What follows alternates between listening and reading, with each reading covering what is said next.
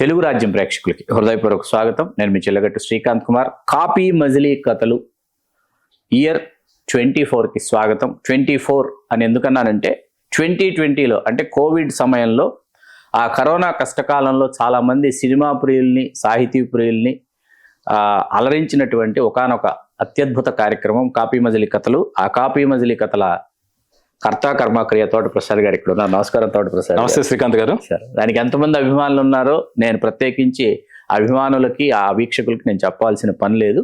కొంత విరామం తర్వాత అంటే చాలా మంది కోరుతున్నారు తోట ప్రసాద్ గారిని కాపీ మజిలీ కథలు మళ్ళీ ఎప్పుడు మొదలు పెడతారు, ఎలా మొదలు పెడతారని. ఈ 24లో ఈ సీజన్ 2 స్టార్ట్ అయిందని మీరు భావించవచ్చు. అందులో మొదటగా సార్, యముడు మన తెలుగు సినిమాలకి తరగని గని, అది సక్సెస్ఫుల్ ఫార్ములా. యముడేమో సినిమాల పాలిట కుబేరుడు. యముడే సినిమాల పాలిట కుబేరుడు. అది వరుసగా చాలా సినిమాలు నిరూపించాయి. చాలా మంది స్టార్లని వాళ్ళ స్టార్డమ్ పెరిగేటటువంటి సినిమాలుగా అవి రూపాంతరం చెందాయి. మీకు తెలుసు, నాకు తెలుసు. అయితే అసలు ఈ యముడి ఫార్ములా తెలుగువారి సొత్తా, లేకపోతే ఇది ఇంకెక్కడి నుంచి అయినా అరువు తెచ్చుకుందా? ఏంటి దీని కథాకమా విషయం? అంటే చాలా కోఇన్సిడెంటల్ గా మన కాపీ మజిలీ కథల సీజన్ 24 స్టార్ట్ చేసేటప్పటికి ఈ యమా ఫార్ములాకి 100 ఏళ్ళు. నిజమా? నిజమండి. 1924లో ఫ్రెంచ్ లో లా మోటే ఎన్ వెనెంజా అని ఒక నాటకం. నా ప్రొనౌన్సియేషన్ తప్పు ఉండొచ్చు, నాకు క్షమించండి. 1924లో ఒకటి వచ్చింది. అంటే ఏంటంటే మనకి యమధర్మరాజు హిందూ పురాణం ప్రకారం మృత్యువుకి అధిపతి. అవును. అలాగే వేరే మతాల్లో డెత్ గాడ్ ఉన్నాడు. అంటే గ్రీక్ మైథాలజీ కావచ్చు, క్రిస్టియన్ మైథాలజీ కావచ్చు, వాటిలో డెత్ గాడ్ ఉన్నాడు. ఆ యమధర్మరాజు భూమి మీదకి వస్తే ఏమవుతుంది అనేది ఒక డ్రామా 1924లో వచ్చిన లా మోటేట్ వెనింజా అనేది. అది 1929లో ఇంగ్లీష్లో ట్రాన్స్లేట్ చేసి ఒక బ్రాడ్వే నాటకం కింద చేశారు. అది చాలా పాపులర్. 1934లో హాలీవుడ్లో డెత్ టేక్స్ ఏ హాలిడే అనే సినిమా వచ్చింది. అంటే మనందరికీ ప్రపంచంలో అత్యంత భయమైంది ఏంటి అంటే చావే. ఏ మనిషికైనా, అటు కోటేశ్వరుడు కానివ్వండి, రాజ్యాధినేత కానివ్వండి, సామాన్యుడు కానివ్వండి, అందరూ భయపడే మృత్యువుకి. ఎందుకంటే మృత్యు వస్తే ఇంకుంటే వాళ్ళు ఎవరు ఉండరు. ఒక్కసారి మృత్యు వస్తే ఎవరు ఉండరు. రానంత వరకు ఇంక మనమే సర్వం సహా చక్రవర్తులం. ఒకసారి డెత్ గాడ్కి, అంటే ఆ ఇంగ్లీష్ సినిమా గురించి చెప్తున్నాం, ఎందుకు జనాలు భయపడతారు, చావు అంటే ఎందుకు భయపడతారు అనుకుంటే భూమి మీదకి మామూలు రూపంలో వస్తాడు. అంటే ఒక డెత్ టేక్స్ ఏ హాలిడే అంటే అతను సెలవు తీసుకొచ్చాడని అనుకోకుండా ఒక అమ్మాయితో ప్రేమలో పడతాడు. ప్రేమలో పడ్డాక చావు గొప్పదా, ప్రేమ గొప్పదా, ఇది కాన్ఫ్లిక్ట్. సో దాని మీద నడిచి చివరికి ప్రేమే గొప్పదని తెలుసుకుని వెళ్ళిపోతాడు. ఆ డెత్ గాడ్ అమ్మాయిని తీసుకుని వెళ్ళిపోతాడు. 1934లో వచ్చిన హాలీవుడ్ సినిమా చాలా సెన్సేషనల్ హిట్ అయింది. దీని ఇన్స్పిరేషన్తో రకరకాల రేడియో నాటకాలు, బ్రాడ్వే నాటకాలు, మ్యూజికల్ డ్రామాలు ఇవన్నీ వచ్చాయి. మీట్ జో బ్లాక్ అని ఒక సినిమా వచ్చింది 90స్లో అనుకుంటా. బ్రాడ్ పిట్ యాక్ట్ చేశారు. ఆ సినిమా కూడా డెత్ టేక్స్ ఎ హాలిడే నుంచి ఇన్స్పైర్ అయ్యి రీమేక్ చేసింది. ఈ ఇంగ్లీష్ సినిమా 1934లో వచ్చింది. అంటే బెంగాల్ మన దేశంలో అప్పట్లో బాగా, అంటే ఒకవైపు మహారాష్ట్ర, బెంగాల్ విదేశీ సాహిత్యం కావచ్చు, విదేశీ సంస్కృతం కావచ్చు, బాగా అధ్యయనం చేస్తున్న దశలు అవి. అప్పుడు ఒక బెంగాలీ రైటర్ దేవేంద్రనాథ్ అని ఆయన ఈ సినిమా గురించి, ఈ ఫ్రెంచ్ నాటకం గురించి తెలుసుకుని ఒక నవల రాశారు. జమాయతే జబంత్ మానుష్ అని దాని పేరు. అంటే మన బెంగాలీలో అంటే యాని జా కింద పలుకుతారు, యమునని జమున అని అలా పలుకుతారు. సో యమలోకంలో ప్రాణంతో ఉన్న ఒక మనిషిని దాని అర్థం. జమాయంతే జబత్ మానుష్ అనేది ఒక నాటకం రాశాడు ఆయన. ఆ నాటకం పెద్ద సెన్సేషన్. నాటకం ఎందుకు సెన్సేషన్ అయిందంటే మనం బ్రిటిష్ పరిపాలనలో ఉన్నాం. ఇది ఆ సమయానికి అంతేగా. బహుశా ఇది 19th century చివరిలో ఎప్పుడో రాశాడు. అంటే ఏంటి నాకు కరెక్ట్ ఇయర్ తెలియదు. 1893 ఆ టైంలో ఎప్పుడో రాశాడు ఆయన. ఇది ఎందుకు పాపులర్ అయిందంటే బ్రిటిష్ అధికారులు చేసిన దౌర్జన్యాలు, దాష్టికాలు ప్రజలను విపరీతంగా పీడిస్తున్నాయి. వాళ్ళు ఒక మాట అంటే తీసుకెళ్లి లోపల పెట్టి అరెస్ట్ చేసేవాళ్ళు, చిత్రహింసలు పెట్టేవాళ్ళు. మనకి కోపం వస్తే బయట పెట్టుకోకపోతే చాలా కష్టం. అందుకని ఏం చేశారు, యమధర్మరాజుని, యమకింకల్ని బ్రిటిష్ ఆఫీసర్ని దృష్టిలో ఉంచుకుని స్క్రిప్ట్ రాశాడు. సో రకరకాలుగా తిడతా ఉంటారు, నువ్వు ఇంత దారుణాలు చేస్తున్నావు, ఇది చేస్తున్నావు అనేసి. జనాలు ఈ యమలోకాన్ని బ్రిటిష్ రూల్తో కంపేర్ చేసుకుని విపరీతంగా ఎంజాయ్ చేశారు. ఆ తర్వాత ఆ నవల, ఆయన మొదటి నవల రాశారు, తర్వాత నాటకం అయింది, చాలా పాపులర్. 1958లో ప్రఫుల్ల చక్రవర్తి అనే ఒక దర్శకుడు ఇదే నవల పేరుతో సినిమా తీశాడు ఆయన, జమాయంత జబంత్ మానుష్ అని. అది పెద్ద హిట్ అయిపోయిన తర్వాత, అంటే మన ఇండియాలో యముడి మీద వచ్చిన మొట్టమొదటి సినిమా. మీకు ఇందాక చెప్పినట్టు యముడు భూమి మీదకి వస్తే ఏంటన్నది డెత్ టేక్స్ ఏ హాలిడే. ఇక్కడ ఏం చేశారంటే ఒక మనిషి ప్రాణంతో ఉన్న మనిషి యమలోకం వెళ్తే ఏంటనేది ఆ బెంగాలీ నవల కథ కాన్సెప్ట్. మన తెలుగులో సి పుల్లయ్య గారు ఆయన ఏం చేశారంటే అందులో పక్కింటి అమ్మాయిన సినిమా తీశారు, రేలంగ్ గారు అంజలిదేవి గారితో. అది హిందీలో పడోసన్ అని. దానికి ఒరిజినల్ వచ్చి ఒక Bengali cinema. So Bengali cinema ఆధారంగా తీసిన పక్కింటి అమ్మాయి తెలుగులో కూడా సూపర్ హిట్. అందువల్ల సి పుల్లయ్య గారికి అప్పట్లో బెంగాలీ కథల సినిమాలదే అంటే మన తెలుగులో బాగా ఉండేది. బాగా దుక్కిపాటి మధుసూదన్ రావు గారు, చక్రపాణి గారు, వీళ్ళు కూడా. చక్రపాణి గారు దేవదాసు కావచ్చు, మిస్సమ్మ కావచ్చు, మరి బెంగాలీ. అలాగే విబి రామప్రసాద్ చేసిన అంతస్తుల అదేంటి ఆత్మబలం, అగ్ని పరీక్ష, అగ్ని సాక్ష్యం అనేది బెంగాలీ సినిమా. అలాగే అర్థం కాదు, కళ్ళు పోతాయి సినిమా మర్చిపోయాను, నాగేశ్వర కళ్ళు పోతాయి, ఆరాధన అది కూడా బెంగాలీ సినిమాయే. ఇటువైపు దుక్కువేడి మధుసూదనరావు గారు కావచ్చు, విబి రామప్రసాద్ గారు కావచ్చు, చక్రపాణి గారు కావచ్చు, వీళ్ళందరూ బెంగాలీ కథలు, నవలు, నాటకాలు ఇన్స్పైర్ సినిమాలు తీస్తుండేవాళ్ళు. అంటే కొత్తగా ఉంటాయి, మన తెలుగు వాళ్ళ అభిరుచులకి ఎమోషన్ తగ్గట్టు ఉంటాయి అనేది. సో సి పుల్లయ్య గారి దృష్టి ఎప్పుడైతే బెంగాలీ కథల మీద పడిందో అప్పటి నుంచి ఆయన వెతుకుతున్నాడు పక్కింటి అమ్మాయి తర్వాత నుంచి ఏం బెంగాలీ కథలు దొరుకుతాయని. 1958లో రిలీజ్ అయిన ఈ సినిమా ఆయన బాగా అట్రాక్ట్ చేసింది. వెంటనే తెలుగు, తమిళం రైట్స్ కొనేసి ఏంటంటే సదాశివ బ్రహ్మం గారి చేత స్క్రిప్ట్ రాయించి ఎన్టీ రామారావు గారు, కృష్ణకుమార్ గారితో దేవాంతకుడు అనే సినిమా తీశారు. ఎట్ ది సేమ్ టైం ఆయన సి పుల్లయ్య గారు తమిళంలో నాన్ కంద స్వర్గం అనే సినిమా చేశారు. ఇదే కథ. తంగవేలు, షావుకార్ జానకి యాక్ట్ చేశారు. ఇక్కడ కోయిన్సిడెంట్లు ఏంటంటే షావుకార్ జానకి గారు కృష్ణకుమార్ అక్క చెల్లెలు. అవును. సో కృష్ణకుమార్ గారు తెలుగు వెర్షన్ హీరోయిన్ అయితే Tamil version heroine Shavukar Janaki. SV Ranga Rao garu ఎముడి పాత్ర పోషించారు రెండు భాషల్లో. అంత మునుపు సతీ సావిత్రి సినిమాలు వచ్చే వేమూరి గగే గారు చేశారు, ఎస్వి రంగారావు గారు చేశారు. సో యముడి పాత్ర అనేది పురాణాల నుంచి కాకుండా ఫిక్షస్ ఫ్యాంటసీ స్క్రిప్ట్ లోకి వచ్చింది దేవాంతకుడే మన తెలుగు ఆడియన్స్ కి. అతను యమలోకానికి వెళ్ళడం, యముడిని టీచ్ చేయడం, అలాగే దేవాంతకులో గోంగూర అన్న పాట ఉంటుంది, సూపర్ హిట్. సో జనం ఉరుతులొగుతారు. దేవాంతకుడు చాలా పెద్ద హిట్, ఒక ట్రెండ్ సెట్టర్ అయిపోయింది. అలాగే తమిళంలో నాన్ కంద స్వర్గం అనేది కూడా పెద్ద హిట్. సో తెలుగు, తమిళంలో యమ హిట్ అయిపోయింది. అయిపోయిన తర్వాత ఏంటి అంటే సామాన్యంగా ఎవడంటే మన అందరికీ భయం, యమధర్మరాజు ముట్టుకోవడం ఎందుకని. కానీ ఇక్కడ ఏంటి అంటే తెలియని ఒక ఫార్ములా ఏంటి అంటే మనకి ఏది భయమో దాన్ని అన్ని చేసుకుని ఆయన కామెడీ చేసాం అనుకోండి, ఆ భయం పోతుంది. సో చావు మీద ఉన్న భయాన్ని చావును వెటకారం చేసేటప్పటికి అది సక్సెస్ఫుల్ ఫార్ములా అయిపోయింది. యమధర్మరాజుని మనం లైటర్ వేన్లో తీసుకున్నారు. 1977 యమగోళ వచ్చింది. యమగోళ వెనక కూడా చిన్న కథ ఉంది. అంటే నేను ఇండస్ట్రీలో విన్నది, నేను నాకేమీ హిస్టారికల్ ఎవిడెన్స్ నేను చూపించలేను. అలా స్క్రీన్ మీద పడ్డ పేర్లు కావచ్చు, లేక ఇలా జరిగిందని నేను చెప్పలేకపోతే గారు కాదు, దాని వెనక ఒక కథ ఉంది. దేవాంతకుడు సినిమాకి ఆదుర్తి నరసింహమూర్తి గారు అని ఒక రైటర్ అసిస్టెంట్ డైరెక్టర్ గా పనిచేశారు. దేవాంతకుడికి ఆయన ఎవరు అంటే ఆదుర్తి సుబ్బారావు గారు సొంత తమ్ముడు.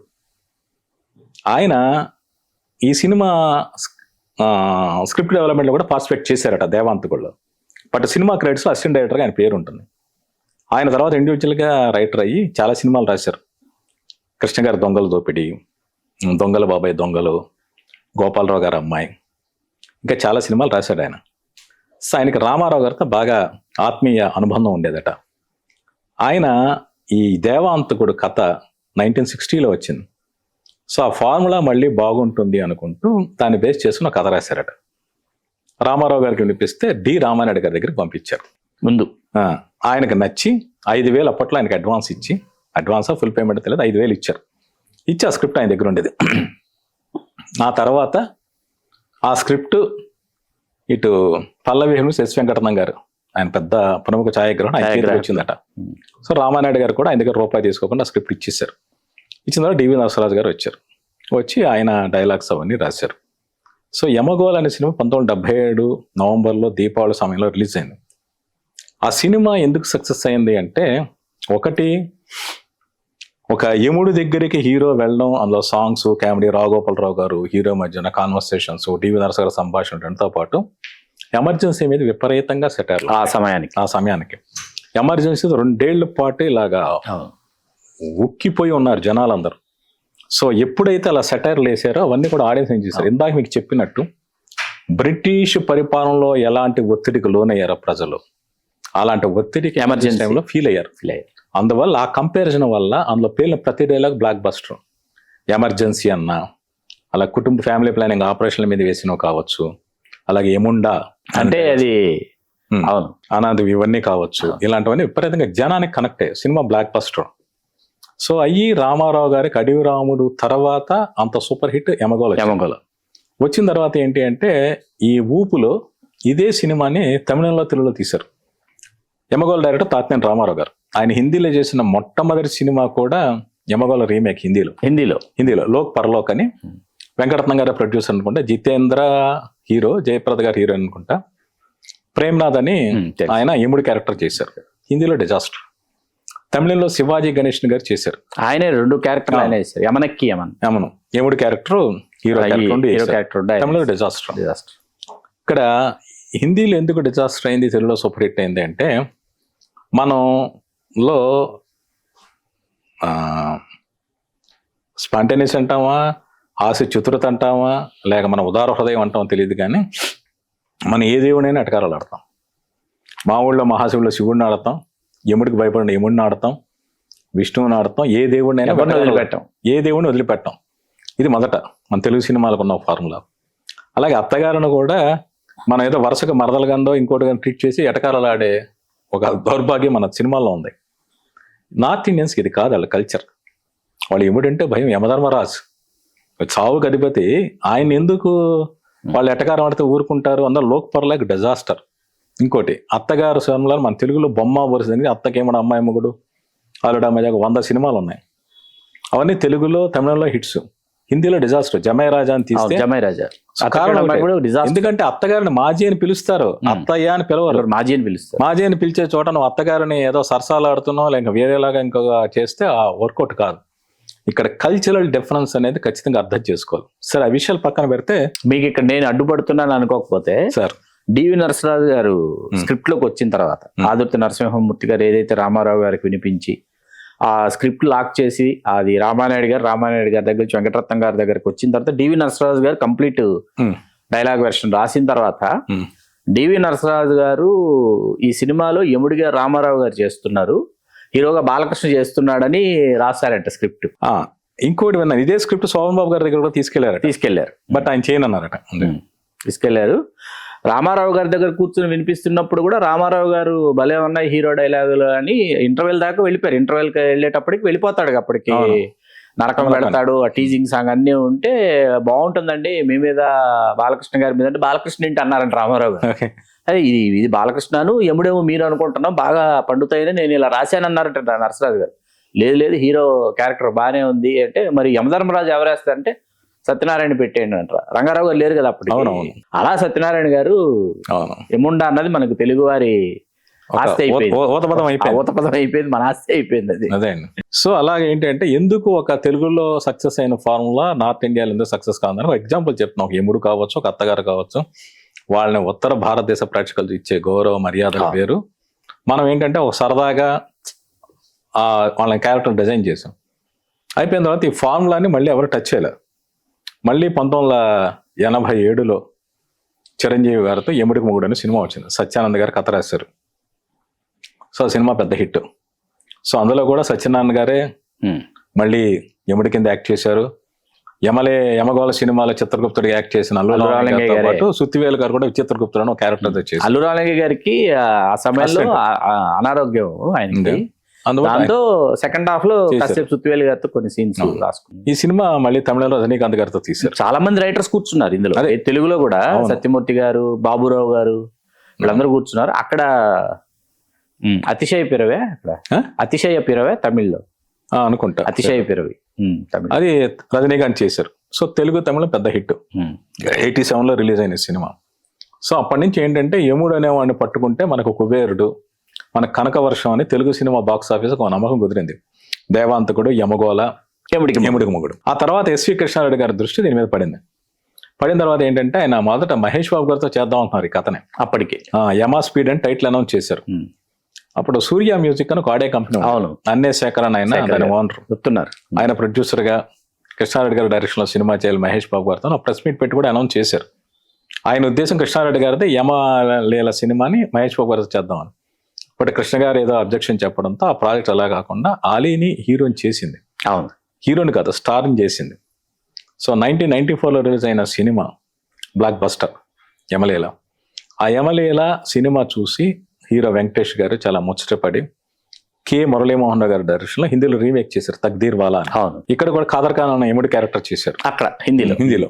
మళ్ళీ సేమ్ ప్రాబ్లం, లోక్ పర్లోక్ ఎందుకు డిజాస్టర్ అయిందో తక్దీర్ వాలా కూడా డిజాస్టర్ అయింది. అందుకే డిజాస్టర్. అంటే ఇక్కడ ఏంటి అంటే ఇప్పుడు తప్పు పట్టడం కాదు, ఈ కాన్సెప్ట్తో వచ్చిన సినిమా ఈ ఫ్లేవర్ హిందీలో డిజాస్టర్ అయితే మళ్ళీ మనం కథ చేసినప్పుడు అక్కడ ఎందుకు డిజాస్టర్ అయింది, ఒకవేళ ఇది సినిమా సూపర్ హిట్ చేయాలంటే మనం ఎలాంటి జాగ్రత్తలు తీసుకోవాలి అనే విషయం కొంచెం ఆలోచించుంటే తక్దీర్ వాలా హిందీలో తగిన మార్పులు జరుగుతుంటే ఇంకా బెటర్గా రీచ్ అయ్యిండేదేమో నాకు అనిపిస్తుంది.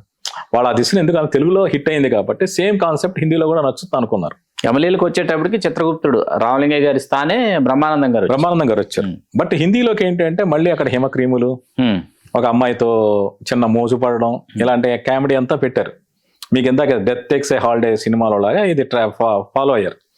సో యమలీల తర్వాత తక్దీర్ వాలా కూడా ఫ్లాప్ అయింది. ఫ్లాప్ అయిన తర్వాత మళ్ళీ ఫామ్లో కొంత గ్యాప్ వచ్చిన తర్వాత మళ్ళీ మోహన్ బాబు గారి హీరోగా ఎన్ శంకర్ గారి డైరెక్షన్లో యమజాతకుడు అనే సినిమా వచ్చింది. అందులో కూడా ఏంటంటే మీకు ఈ మీట్ జో బ్లాక్ కావచ్చు, డెత్ టేక్స్ ఏ హాలిడే కావచ్చు, యమలో కొందంటే యమదూత హీరోని తీసుకెళ్ళిపోవడం, భూమి మీదకి రావడం, అందులో యమధర్మరాజుగా రాజేంద్ర ప్రసాద్ గారు యముడిగా చలపతిరావు గారు చేశారు. సో ఆ సినిమా కూడా మిక్స్డ్ రిజల్ట్స్ వచ్చింది ఆ సినిమాకి. ఆ తర్వాత ఏంటంటే మన శ్రీకాంత్ గారు వేణు గారి హీరోలుగా యమగోళ మళ్ళీ మొదలైందని సినిమా చేశారు. ఆ సినిమా బాగా అందులో ఉన్న హ్యూమర్ వల్ల కొంచెం యమగోళలో వల్ల అంటే ఫార్ములా రిపీట్ చేయడం వల్ల ఆ సినిమా కూడా బాగా సక్సెస్ అయింది. అయిన తర్వాత మళ్ళీ యమ దొంగ అనే సినిమా అంటే ఎప్పటి నుంచో నా మధ్యలో చంటి అడ్డాల గారికి యమగోళ ఫార్ములాలో సినిమా చేయాలనుకుని చాలా మంది రైటర్స్ వచ్చేప్పుడు స్క్రిప్ట్ చేస్తుండేవాళ్ళు. ఆయన చివరికి ఆయన ఆ సినిమా తీశారు. నరేష్ హీరోగా యముడికి మొగుడు అని సేమ్ టైటిల్తో సినిమా చేశారు. అలా నరేష్ హీరో సినిమా ఫ్లాప్ అది. అందులో సాయి షిండే చేసిన కోట శ్రీనివాసరావు గారు చాలా ఇష్యూ చేశారు దాన్ని. అదే మన తెలుగు వారు ఇంతమంది లెజెండ్స్ చేసినటువంటి క్యారెక్టర్ ని అతన్ని తీసుకొచ్చి పరభాషణ అనుకుని పెడితే అతనికి ఏమర్థం అవుతుంది, అసలు అతను ఏం చేస్తాడు, చాలా కోట శ్రీనివాసరావు చాలా అంటే ఎముడు తెలుగుడు కాదు కదా, తెలుగుడు కాదు ఎముడు అందరికీ కావాల్సిన వాడు. మన తెలుగు సినిమాల్లో ఏంటంటే ఈ పాత్రకి ఒక ఔచిత్యమో లేకపోతే ఒక ఔన్నత్యమో మనం ఆపాదించేసి దాన్ని మనం ఓన్ చేసేసుకున్నాం. అక్కడ భాషా భేదంతో ఒక ఆర్టిస్ట్ చూడకూడదు భాషా భేదంతో ఎప్పుడు ఆర్టిస్ట్. మరి ఎస్వి రంగారావు తమిళంలో ఎందుకు వేశారు?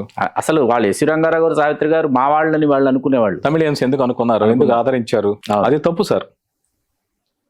సరే మరి కోట శ్రీనివాసరావు గారు ఆ టాపిక్ మనకు అనవసరం. సో అంటే ఒక ఎస్వి రంగారావు గారు, సత్యనారాయణ గారు వీళ్ళు చేసిన స్టాండర్డ్స్ ఆ కంపారిజన్ ఇప్పుడు మరి మోహన్ బాబు గారు యమదొంగలా చేశారు. యముడు తర్వాత ఒక ఎస్వి రంగారావు గారు, సత్యనారాయణ గారు, మోహన్ బాబు గారే గుర్తొస్తారు. మధ్యలో ఇంకెవరు చేయనివ్వండి, వీళ్ళు ముగ్గురే గుర్తొస్తారు మనకి. అంటే వాళ్ళకున్న ఏమంటారు పెర్ఫార్మెన్స్ స్టాండర్డ్ కావచ్చు. ఎన్టీ రామారావు గారు యమధర్మరాజు గారు సతీ సావిత్రిలో వేసినా మనకు వీళ్ళు ముగ్గురే గుర్తొస్తారు. అందులో కృష్ణరాజు గారు, వాణిశ్రీ గారు, సత్యవంతుడు సావిత్రి గారు చేశారు. ఆయన లవకుశ శంకర్ రెడ్డి గారు ఆయన ప్రొడ్యూసర్స్. ఆ సినిమా డిజాస్టర్ సతీ సావిత్రి సార్. 78 జనవరి 4 ఎప్పుడు రిలీజ్ అయింది సినిమా.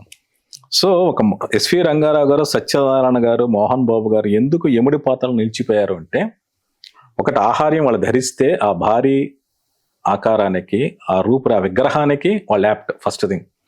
2 డిక్షన్ మీద ఉండే పట్టు, మాడ్యులేషన్. తెలుగు భాష వాళ్ళు ఎటువంటిగా ఒక నది పరవళ తిరిగినట్టుగా తిరుగుతూ ఉంటుంది వాళ్ళ స్వర గంటల్లో. అందువల్ల ఆ పాత్రలు మనకి దగ్గరికి అయ్యాయి. సో యమదొంగ సినిమా రాజమౌళి గారు చేశారు. అందులో కూడా యమలోకానికి వెళ్ళడం, ఆయన యముడవ్వడం. సో అలాగే జూనియర్ ఎన్టీఆర్ అంటే తాత ఎన్టీఆర్ గారు చేశారు, ఈయన కూడా చేశాడు. సో అలాగా యమదొంగ కూడా బ్లాక్ బస్టర్ అయింది. అయిన తర్వాత మళ్ళీ కృష్ణారెడ్డి గారే యమలీల 2 అని తీశారు. శ్రీహరి గారు చేశారు కదా? కాదు ఎవరో కొత్త హీరోతో చేశారు ఆయన. శ్రీహరి గారు యముడు వేశారా? అది హలో యమ అని ఒక సినిమా చేశారు. హలో యమ ఇంకో సినిమా చేశారు ఆయన. సాయిరామ్ శంకర్ హీరో. ఇందులో యమలీల 2లో సత్యనారాయణ గారు చేసినట్టు కాదు, మోహన్ బాబు గారు చేశారు. మోహన్ బాబు గారు ఇమిడిగా చేశారు ఓ కృష్ణారెడ్డి గారు దాంట్లో. సో ఇది చివరికి వచ్చేటప్పటికి ఫార్ములా ఫెయిల్ అయింది. అంటే ఏంటి అంటే యముడి క్యారెక్టర్ ఒకటే ఉంటే సరిపోదు, మిగతావన్నీ కూడా. అలాగే డమరకం కాదు, దరువు సినిమాలో రవితేజ సినిమాలో కూడా ప్రభు గారు చేశారు. అంటే శివాజీ గణేషన్ గారు చేశారు కాబట్టి ఈ ప్రభు గారు కూడా చేశారు. అంటే ఆయన రూపురేఖలను బట్టి ఆ క్యారెక్టర్ ఆయన యాప్ట్, సో ఆయన చేశారు. సో దరువు కావచ్చు, యమలీల 2 కావచ్చు, అలాగే అల్లరి నరేష్ చేసిన యముడు 3 కావచ్చు, ఇవన్నీ కూడా డిజాస్టర్స్. ఎందుకు కారణాలు అంటే మీకు ఒకటి యముడికి ధీటుగా ఉండే ఒక హీరో ఉండాలి, కథాకథనలో ఆసక్తి ఉండాలి. పైగా యమలోకంలో హీరో యముడు మాట్లాడిన కాన్వర్సేషన్ ఆడియన్స్ కంటెంపరీ ఇష్యూస్ గుర్తు చేయాలి. యమదొంగలో కూడా అది ఉంటుంది. అవును, ఎలక్షన్స్ క్యాంపెయినింగ్ ఉన్నప్పుడు వాళ్ళ కడగడాలు కావచ్చు, జలుబు తొడవడాలు కావచ్చు, ఇవన్నీ ఓటు కోసం తప్పదన్న సెటైర్లు ఉంటాయి. సో ఎప్పుడు కూడా ఒక పాత్ర మీద మన కంటెంపరీ మీద సెటైర్లు పడితే ఆడియన్స్ ఎక్కువ ఎంజాయ్ చేస్తారు.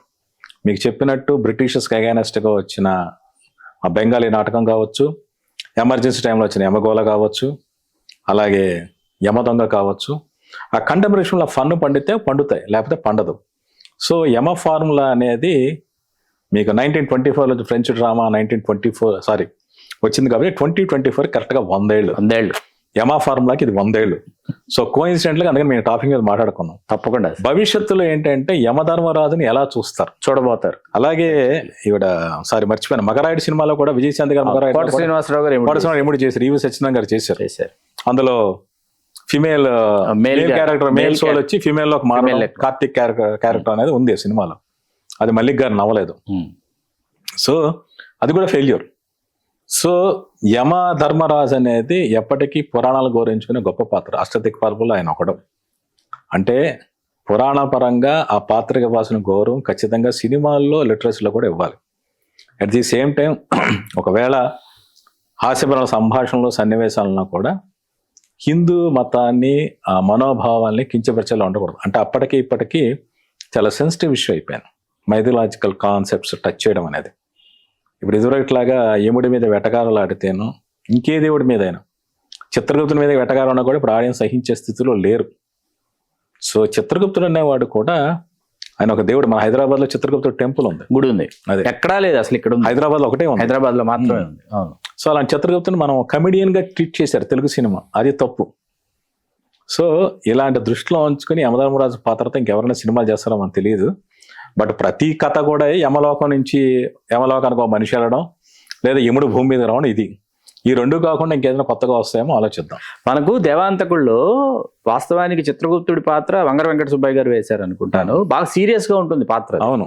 తర్వాత యమగోళకు వచ్చేటప్పటికి ఏమైందంటే డివి నరసరాజు గారు కైకాల సత్యనారాయణ గారిని, ఎల్లు రామలింగ గారిని దృష్టిలో పెట్టుకుని సెకండ్ హాఫ్ మీకు రన్ చేయాలంటే బ్యాక్ టు బ్యాక్ మీకు చిత్రగుప్తుడి మీద దాదాపు ఒక 5 సీన్లు 6 సీన్లు మీకు చిత్రగుప్తుడి సీన్లే వస్తాయి. మీకు వేరే ఆర్టిస్టులు ఉండరు. సబ్బుని చాక్లెట్ తాళం వేసి తిన వరకు 6 సీన్లు వస్తాయి అన్నమాట. అక్కడ అల్లు రామలింగ గారిని దృష్టిలో పెట్టుకుని రాసుకుంటూ వెళ్ళిపోయారు నరసరాజు గారు. అది చిత్రగుప్తుడిని కమెడియన్ గా మార్చేసింది. అక్కడ పునాది అక్కడ పడింది. భవిష్యత్తులో ఎవరు చేసినా ఈ ఫార్ములా దృష్టిలో పెట్టుకొని చెయ్యాలి. ఎందుకంటే యముడికి ధీటుగా హీరో ఉండాలి. వాళ్ళ మధ్య ఉన్న కాన్ఫ్లిక్ట్ ఏంటి, ఆ కాన్ఫ్లిక్ట్ ఏంటి, అది సమకాలీన సమస్యల్ని ప్రతిబింబిస్తుందా, దాని మీద ఫన్ ఉందా, అది ఎట్లా జనరేట్ అవుతుందన్న దాని మీదే ఈ ఫార్ములా భవిష్యత్తులో సక్సెస్ అవ్వడానికి దీన్ని ఆలంబనగా చేసుకోవాలన్నమాట. అవి కాపీ మజిలీ కథలు. ఇయర్ 24లో సీజన్ 2 ప్రారంభమైంది. దీనికి ఒక వర్గం ప్రేక్షకులు, ఒక వర్గం అభిమానులు ఉన్నారని నాకు తెలుసు, మీకు తెలుసు. మిమ్మల్ని తప్పకుండా తోట ప్రసాద్ గారి కాపీ మజిలీ కథలు ఈ ఇయర్ 24 అలరిస్తుందని ఆశిస్తూ యమా ఫార్ములాతో మొదలుపెట్టి మనం ఎంత దూరం ప్రయాణం చేయబోతున్నామో కాలమే నిర్ణయిస్తుంది. నమస్కారం తోట ప్రసాద్ గారు. Thank you Srikanth garu. Thank you. Please do subscribe to Telugu Rajyam channel. Please do subscribe to Telugu Rajyam channel. Please do subscribe to Telugu Rajyam channel. Hi అండి, నేను మీ ఆర్పీని, నెల్లూరు పెద్దారెడ్డి చేపల పులుసు ఓనర్ని. మీరు తెలుగు రాజ్యం అనే ఈ యూట్యూబ్ ఛానల్ సబ్స్క్రైబ్ చేసుకుని మంచి మంచి వీడియోలతో వస్తారు. Thank you so much. Hi people, I'm Sonakshi Verma and you please watch Telugu Rajyam and please subscribe to the channel.